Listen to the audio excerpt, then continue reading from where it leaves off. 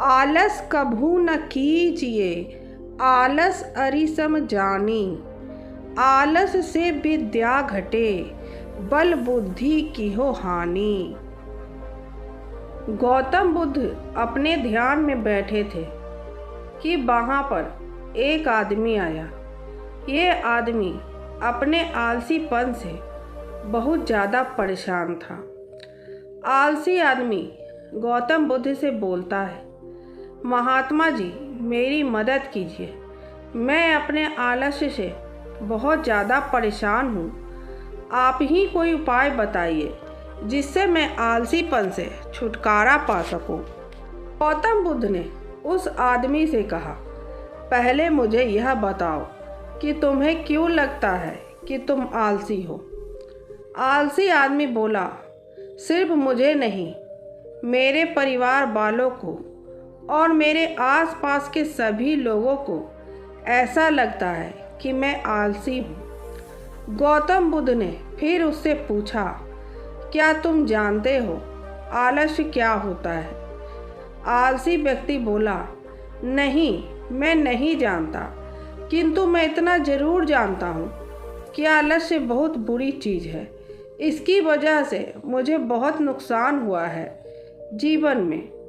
गौतम बुद्ध बोले, जिस परेशानी से तुम छुटकारा पाना चाहते हो, पहले उसके बारे में पूरी जानकारी ले लोगे तो उससे छुटकारा पाना तुम्हारे लिए आसान हो जाएगा।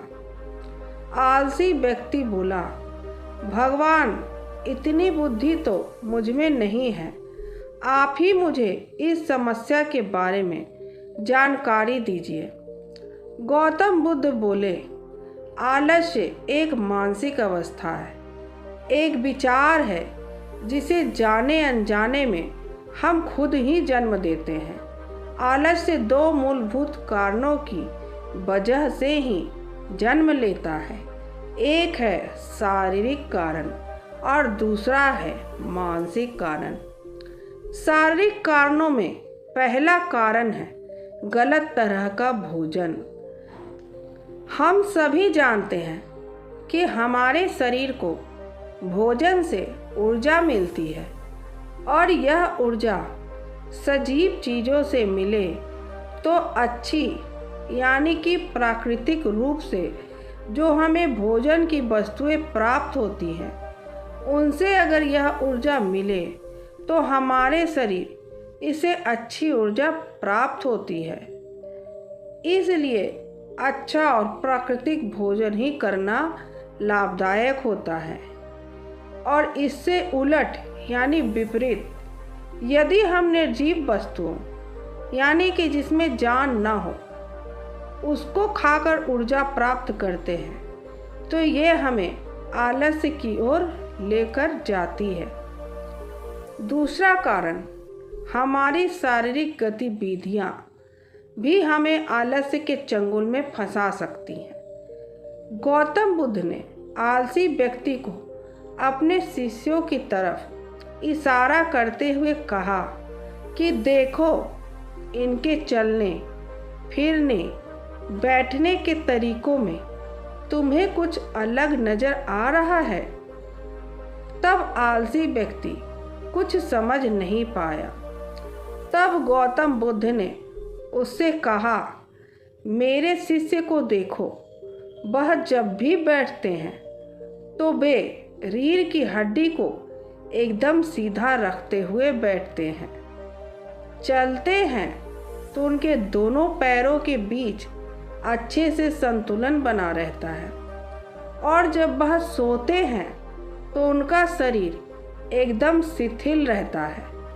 ऐसा करने से उन्हें रात्रि में एकदम सही तरीके से नींद आती है। आलसी व्यक्ति बोला, लेकिन नींद तो आलस्य का ही एक स्वरूप है। बुद्ध बोले, हाँ, अगर उसे ज़्यादा मात्रा में लिया जाए तो। बुद्ध ने इस बात को आगे बढ़ाते हुए कहा, नींद कम मात्रा में लोगे तो तुम्हें अगले दिन थकान महसूस होगी और ऐसा करने से ज़्यादा आलस्य शरीर में आएगा। नींद ज़्यादा लोगे तब भी यही परिणाम होगा।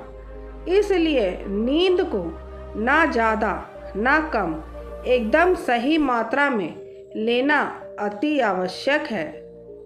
आलसी व्यक्ति बोला, हाँ, यह तो मैंने भी अनुभव किया है। बुद्ध बोले, अब मानसिक कारणों के बारे में जान लो। मानसिक कारणों में सबसे पहले है हमारी पुरानी गलत धारणाएं। अक्सर ऐसा होता है कि हम पहले जिन कर्मों में असफल हो चुके हैं, हमारे अंदर ऐसी भावनाएं बन जाती हैं कि हम उस काम में हमेशा असफल होते रहेंगे, जिस वजह से हमें उस काम को करने में आलस आता है। ऐसी धारणाओं से छुटकारा पाने का एकमात्र उपाय यह है कि हमें अपने मन को यह समझाना चाहिए कि पिछली बार हम जब उस काम में असफल हुए थे तो हम उसके बारे में जितना जानते थे, अब हम उस काम के बारे में उससे ज़्यादा जानते हैं, क्योंकि असफल होने के बाद हम उससे काफ़ी कुछ सीख भी लेते हैं। बुद्ध बोले, दूसरा कारण है आलसी और कामचोर लोगों की संगत। कई बार ऐसा होता है कि हम आलसी नहीं होते, मगर जिनके साथ हम रहते हैं हम उन जैसे बनने लगते हैं। इससे छुटकारा पाने का उपाय बहुत सरल है।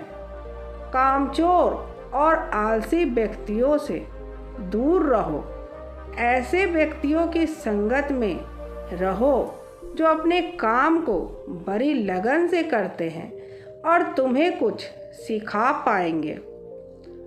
गौतम बुद्ध ने तीसरा कारण बताते हुए कहा, यह कारण आलस्य के लिए सबसे बड़ा कारण है, काम को कल पर टालते रहना।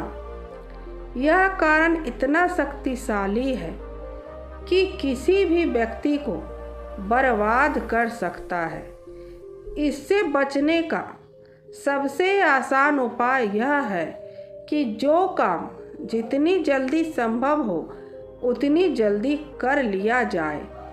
गौतम बुद्ध ने आलसी व्यक्ति से एक सवाल पूछा, मान लो तुम किसी रेगिस्तान में फंस गए हो और तुम्हें प्यास लगी है, तो तुम क्या करोगे?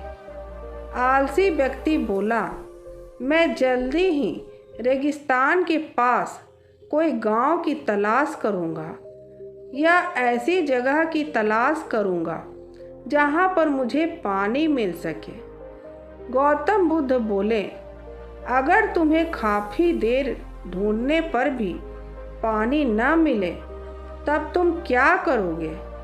आलसी व्यक्ति बोला, मैं तब भी अपनी तलाश जारी रखूंगा, क्योंकि ऐसी परिस्थिति में मेरे पास कोई और दूसरा विकल्प तो होगा ही नहीं। गौतम बुद्ध बोले, बिल्कुल सही, और यही है मानसिक स्तर पर आलस्य का चौथा कारण, किसी भी निश्चित लक्ष्य का ना होना। यह भी आलस की ओर लेकर जाता है। अब सुनो पांचवें कारण के बारे में। गौतम बुद्ध बोलते हैं, सोचो कि तुम्हारे पास काफ़ी सारे सोने चांदी के सिक्के हैं जो तुम्हें एक जगह से दूसरे जगह लेकर जाना है। तुम चलते चलते थक जाते हो और किसी पेड़ के नीचे बैठ जाते हो और तभी तुम्हें दूर से तुम्हारी तरफ दौड़ कर आ रहे डाकू दिखाई देते हैं। तो क्या तब भी तुम आलस करके वहीं पर बैठे रहोगे? या ऐसी परिस्थिति में तुम वहाँ से उठकर दौड़ने लगोगे? आलसी व्यक्ति बोला, जी मुझे वहाँ से दौड़ना ही पड़ेगा, नहीं तो मेरी जान और सोने चांदी के सिक्के दोनों खतरे में पड़ जाएंगे। बुद्ध बोले, यानी कि तुम्हारे पास एक ठोस वजह होगी दौड़ने के लिए। यही है आलस्य का 5वां कारण। किसी भी काम के लिए एक ठोस वजह का होना जरूरी होता है। आलसी व्यक्ति महात्मा बुद्ध की बातों से संतुष्ट हुआ और अच्छी तरह से समझ गया। वह बोला, महात्मा जी, मैं आलस्य के बारे में सब कुछ जान चुका हूँ और अब मैं इन सभी कारणों पर काम करूँगा और अपने आलस्य को दूर करूँगा। दोस्तों, आशा करती हूँ गौतम बुद्ध और आलसी व्यक्ति की यह कहानी आपको अच्छी लगी होगी और इसे देखने के बाद अब आप कभी भी जीवन में आलस नहीं करेंगे। आप ऐसी ही बेहतरीन और अच्छी कहानी को देखने के लिए हमारे चैनल को सब्सक्राइब करें, लाइक करें और अपने दोस्तों को भी शेयर करें ताकि वो भी इस कहानी को देखकर लाभ उठा सके।